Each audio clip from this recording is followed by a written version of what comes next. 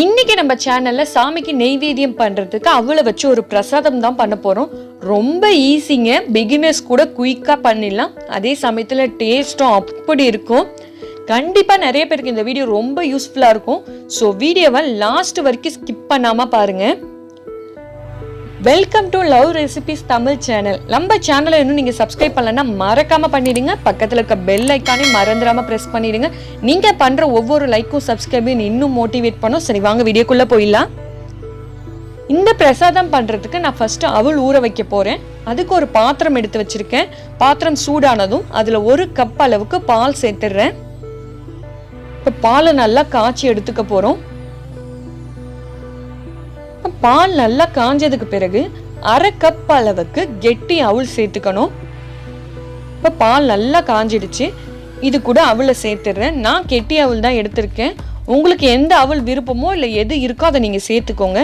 சேர்த்துட்டு ஒரு ஸ்பூனை வச்சு நல்லா கலந்து விட்டுருங்க.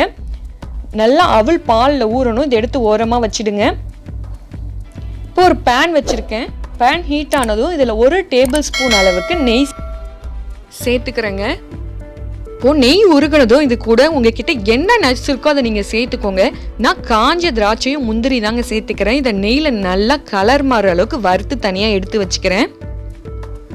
அடுத்து வெல்லம் கரையிறதுக்காக 1/4 கப்புக்கு குறைவா தண்ணி சேர்த்துக்கிறேன். தண்ணி சேர்த்துட்டு 1/4 கப் அளவுக்கு துருவன வெல்லம் இது கூட சேர்த்துடுறேங்க.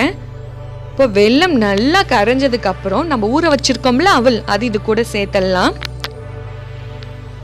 பாலை நல்லா அவல் அப்சர்வ் பண்ணிடுச்சு. எக்ஸஸாக பால் இருந்தாலும் அது இது கூடயே சேர்த்துருங்க. சேர்த்துட்டு நல்லா கலந்து விட்டுருங்க. நான் 1/2 கப் அளவுக்கு அவல் எடுத்திருந்தேன். அதுக்கு 1/4 கப் அளவுக்கு வெல்லம் சேர்த்துருக்கேன். உங்களுக்கு இனிப்பு எந்த அளவுக்கு வேணுமோ அதுக்கு ஏற்ற மாதிரி கூட கரையை சேர்த்துக்கோங்க. ஒரு 2லேருந்து ஒரு 3 நிமிஷம் நல்லா கலந்து விட்டிங்கனாலே போதும். வெல்லத்தோட ஸ்வீட்னஸ் அவலில் நல்லா கோட் ஆகிடும். இப்போ நான் நல்லா கலந்து விட்டுட்டேன். இப்போ லைட் எல்லோஷ் கலர் வந்திருக்கு பாருங்க, பார்த்தாலே தெரியும். இந்த ஸ்டேஜில் இதில் வறுத்து வச்சிருக்க நட்ஸை சேர்த்துக்கோங்க. முந்திரியும் திராட்சையும் சேர்த்தாச்சு. அடுத்து 2 டேபிள் ஸ்பூன் அளவுக்கு துருவன தேங்காய் சேர்த்துக்கோங்க.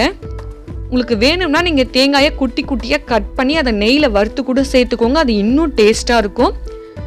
நான் துருவி தான் 2 டேபிள் ஸ்பூன் அளவுக்கு சேர்த்துக்கிறேன். சேர்த்துட்டு ஒரு நிமிஷம் நல்லா கலந்து விட்டு ஸ்டவ் ஆஃப் பண்ணிவிடுங்க. அவ்வளோதாங்க, நம்ம அவல் பிரசாதம் நெய்வேத்தியம் பண்ணுறதுக்கு தயாராகிடுச்சு. ரொம்ப ஈஸியாக இருக்குல்ல?